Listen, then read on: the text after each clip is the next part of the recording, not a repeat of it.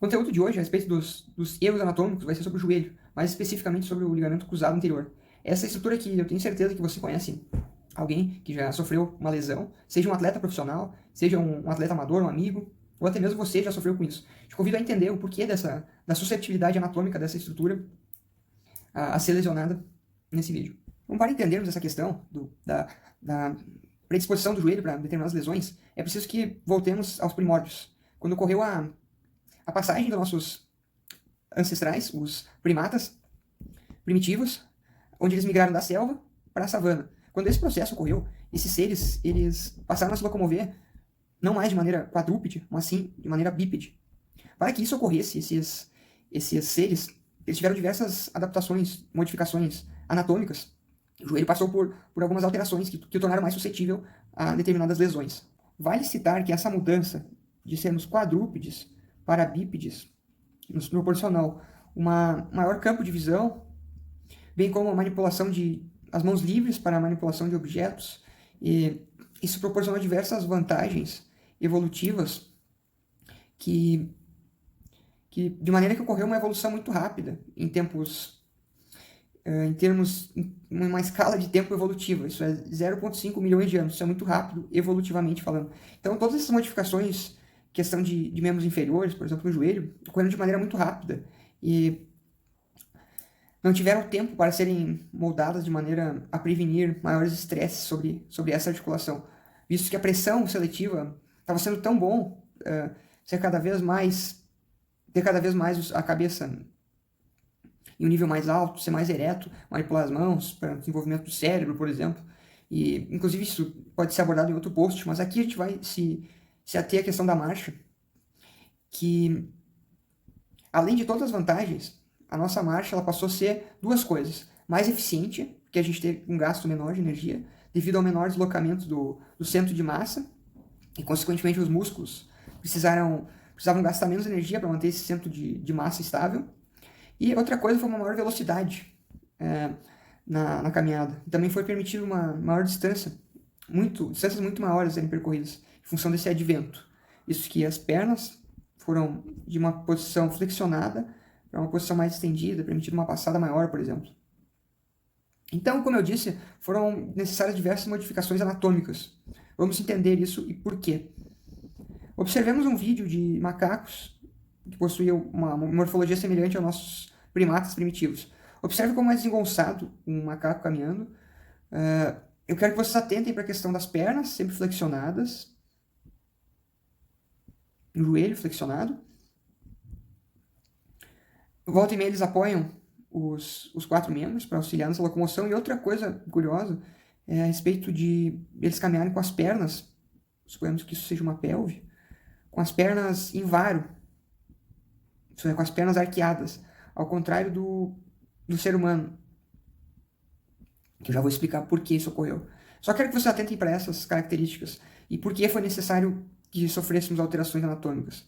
Agora eu farei uma comparação entre o esqueleto desses primatas primitivos e o do ser humano atual, para entendermos as mudanças.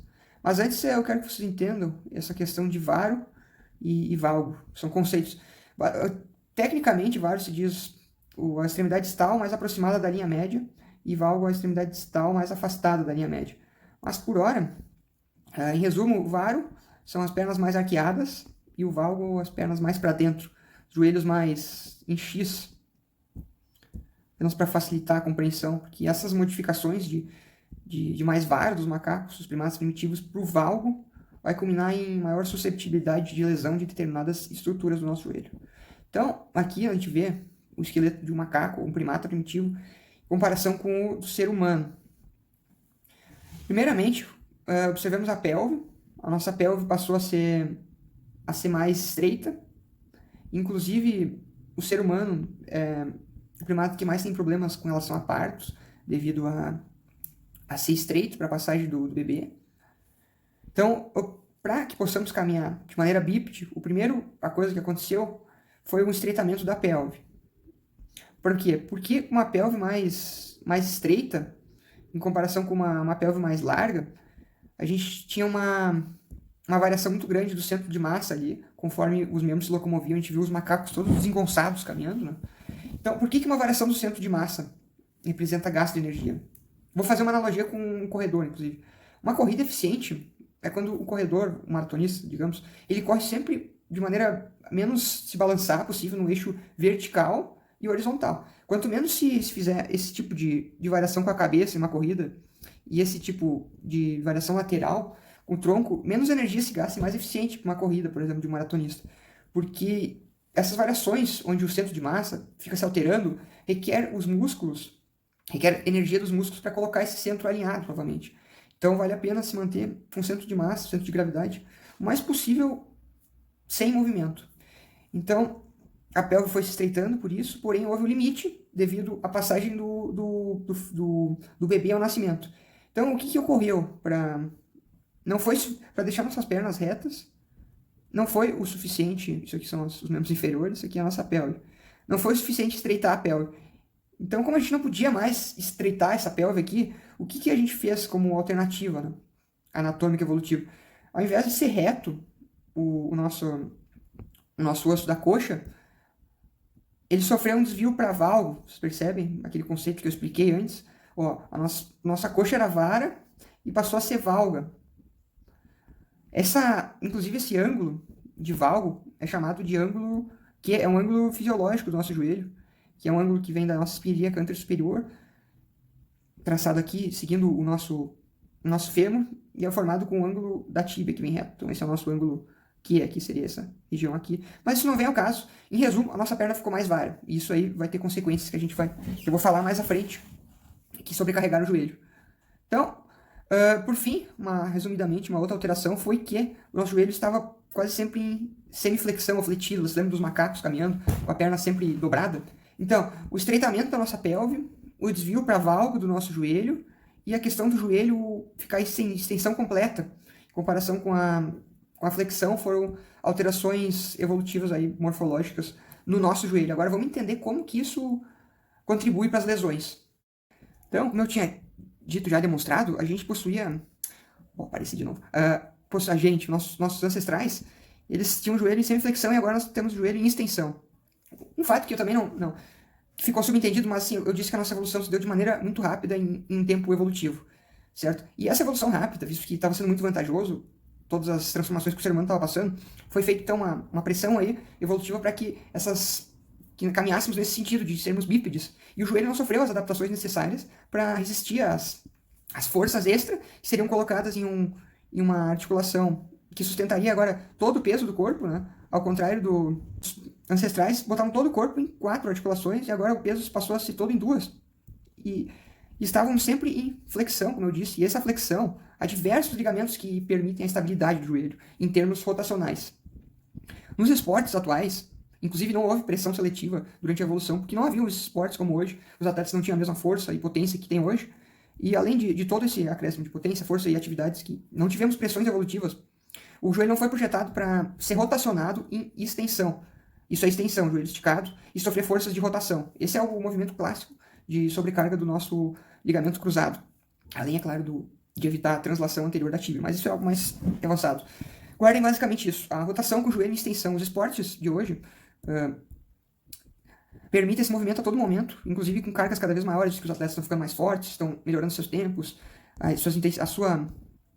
sua intensidade na prática esportiva está muito maior. Então aqui é um exemplo, um atleta fazendo uma carga rotacional no joelho em extensão ou quase estendido. Aqui a gente tem um exemplo disso na prática, que é um atleta sofrendo uma força rotacional com o joelho estendido e culminando numa lesão do ligamento cruzado anterior. Por quê? Porque esse ligamento cruzado anterior, ele é a estrutura que mantém o nosso joelho estável perante movimentos rotacionais durante a extensão. Vamos ver se a gente acha uma... Aqui está o nosso ligamento cruzado anterior. Ele estabiliza o joelho de forças rotacionais durante a extensão. E lá nos macacos, como eles estavam sempre... Macacos ou nossos primatas primitivos, estavam em flexão. Em flexão, o joelho tem outros ligamentos que auxiliam na estabilização da rotação quando em flexão. Já em extensão, quem faz isso é o ligamento cruzado anterior, praticamente sozinho. Então isso já é um erro anatômico, porque não tivemos ligamentos que evoluíram para fazer esse papel na extensão. Além disso, A questão do ângulo em valgo, como eu citei, né? Que é essa questão do joelhos em X, né? Joelhos em X ou em valgo, sim, do ângulo, eles sobrecarregam, então, estruturas que mantêm estabilidade no joelho em sentido oposto. Isso é, quem vai segurar, por exemplo, esse joelho de não ficar mais em X ainda, é o ligamento colateral medial, abreviado por LCM. Esse ligamento, ele não é o ligamento cruzado anterior, tá? É o LCM, o outro é o LCA. Esse ligamento aqui, inclusive, ele é mais comum de ser lesionado do que o cruzado anterior. Porém, ele não é tão grave. Então, esse seria a consequência de um outro erro anatômico.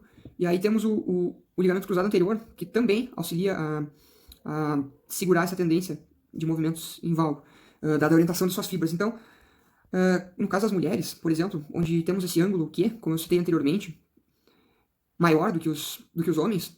Por quê? Porque a mulher, ela tem que dar à luz, e então ela não teve como continuar diminuindo sua pelve, visto que provavelmente as mulheres que tinham uma pelve muito menor acabavam não dando à luz e não gerando descendentes. Então teve um limite que a pelve foi encurtada, dessa maneira, então, obrigando o nosso fêmur a ficar mais angulado e formando um joelho mais valgo ainda. Inclusive, em função disso, mulheres têm um risco maior em qualquer esporte, nas mesmas condições que um homem, um risco de 2 a 4 vezes maior de romper essa estrutura que é o ligamento cruzado anterior. Uma delas é a pobre vascularização de tendões e ligamentos, de maneira que uma pobre vascularização possui como consequência uma baixa oferta de nutrientes para a sua regeneração e reparo. Além das consequências biomecânicas que eu já citei, possuímos outros agravantes anatômicos que ainda tornam a questão do joelho mais grave. Dessa maneira, uma vez rompido, é extremamente difícil de que ocorra a regeneração desse tecido. Além disso, uma vez lesionada a fibra, essa fibra não se torna mais resistente, mas sim mais fraca e suscetível a novas lesões. Por fim, um plus anatômico avançado, relacionado especificamente ao ligamento cruzado anterior, é o fato de que esse ligamento ele é classificado como intraarticular, porém ele é extrasinovial, ele não está em contato com o líquido sinovial. E a consequência disso é que ele se situa dentro de um túnel.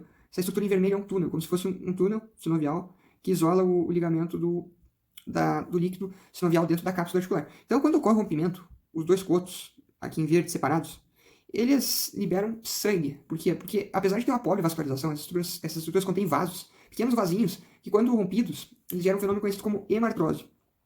Aqui representado em amarelo, a hemartrose é definida como um hematoma dentro da cavidade, dentro da articulação, de sangue. Então, esse sangue, por estar dentro de um túnel, coagulado, inclusive depois de ser rompido ali os vasos, ele se interpõe justamente entre os cotos, tornando ainda mais improvável essa regeneração dos dois filamentos, dos dois cotos, do ligamento cruzado rompido. Então, tornando impossível a regeneração desse... Impossível é uma palavra forte em medicina, mas eu nunca vi algum caso de regeneração de ligamento cruzado anterior espontâneo. Dessa maneira, inclusive, a indicação nesses casos, e justamente por isso que essa lesão é tão temida, é a cirurgia. O que é muito curioso, porque o problema é que pode ser causado por rompimento de uma pequena fitinha na vida de um atleta. E essa é a consequência, na verdade, da evolução muito rápida que tivemos, de maneira que uma pequena fita é tão importante para toda a estabilidade do joelho. De maneira que inviabiliza o não tratamento cirúrgico para atletas que gostariam de retomar as suas atividades.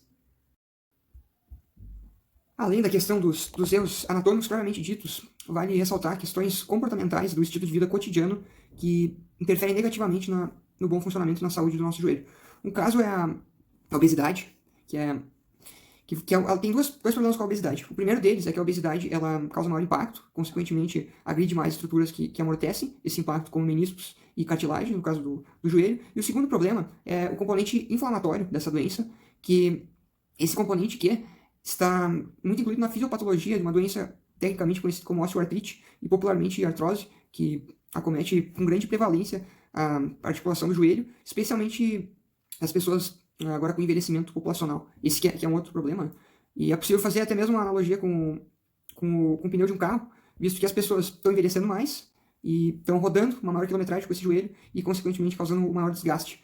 E também vale lembrar que um outro fator cotidiano que influi negativamente na questão do joelho é o sedentarismo, visto que as articulações foram criadas pelo arquiteto lá na época, antes mesmo dos nossos ancestrais primatas. A articulação foi criada com movimento e, inclusive, faz parte da rotina para ter uma boa saúde articular, o movimento e o impacto dentro dos limites fisiológicos, obviamente.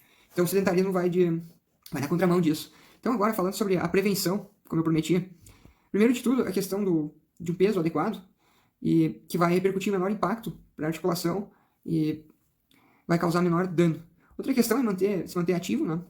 Que ao contrário do sedentarismo, praticando esportes, evidentemente com a técnica adequada, com equipamentos adequados, e tudo isso vai culminar numa melhor musculatura para o teu joelho, uma melhor musculatura em torno do joelho, que vai segurar essa articulação. E outro fator muito importante é uma propriocepção, que se dá por sensores que temos nas nossas articulações, por exemplo, que enviam comandos para o cérebro a respeito de onde que está de como que está essa articulação, se está esticada, se está flexionada. E o resultado disso é a melhor consciência corporal e a capacidade de evitar lesões perante a ativação de músculos antagonistas de um movimento, por exemplo.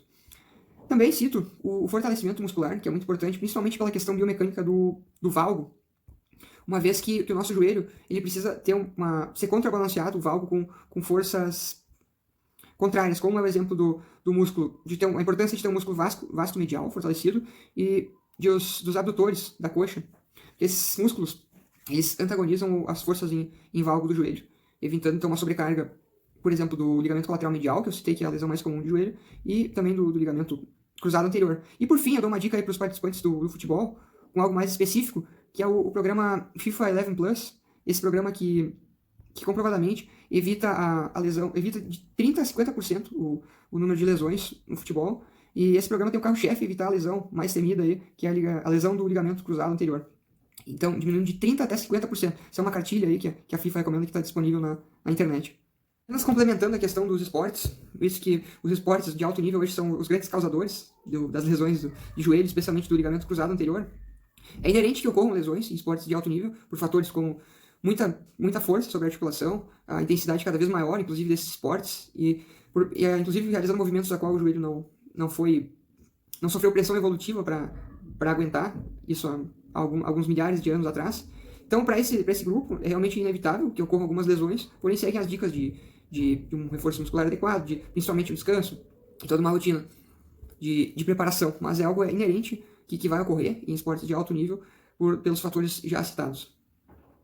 Então, pessoal, esses foram os erros anatômicos do joelho. Se vocês quiserem uma explicação mais detalhada, melhor organizada, bem como o acesso às referências, bem como a outros posts sobre lesões de atletas e erros anatômicos, dê uma conferida no meu site. Um abraço para todo mundo.